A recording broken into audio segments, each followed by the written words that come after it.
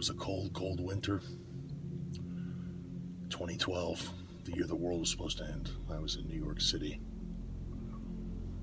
I was at a restaurant, I don't like to mention this too often, that I own, by the name of Dorsia. Every once in a while, we get these privates, get these clients that want to rent the place out at big bucks. I thought, hell, why not? Look it up. Name checks out, clears, money clears. He goes, hey, here's the reservation list, which is very important. And he says, I have an extra friend who's in town for a world event coming up. Do you mind if I bring him along? And I said, sure, put his name on the list. And he goes, no, I can't write his name down. Immediately I took interest. I said, sure. Here I am at my restaurant the night of the event.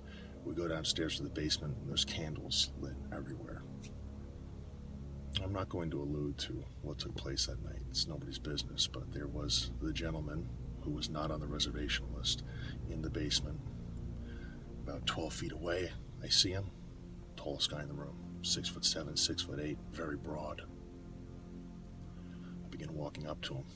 About 4 or 5 feet, I stop.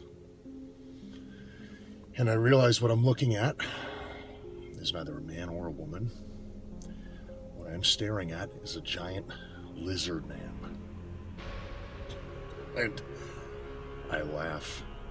I laugh as I say it, because I realize how absurd it sounds. And all these conspiracy theory nuts are always disregarded by common society because you're raised to believe that the supernatural exists as a child, and as you grow up and you see nothing, you realize, oh, well, maybe it's just a fiction.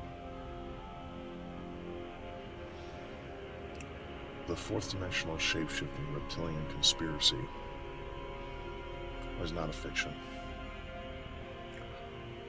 I saw him again at a little place in Boyle Heights, private event. I was up in the rafters watching a fight. It was happening underground. There, behold, I see him walking out right in front of all the people there, and he nearly beat these guys to death. We had a brief moment where we made eye contact. He was looking up, and I was looking down, and we knew at that present time. And one day,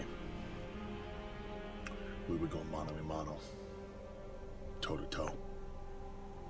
When you could do damage like that, and I could do damage the way I do, somebody's gonna pair us up eventually. The people were calling him Luchasaurus. You don't believe in the supernatural? Understandable. In 7 days, extinction will take place in Los Angeles at Maverick Pro.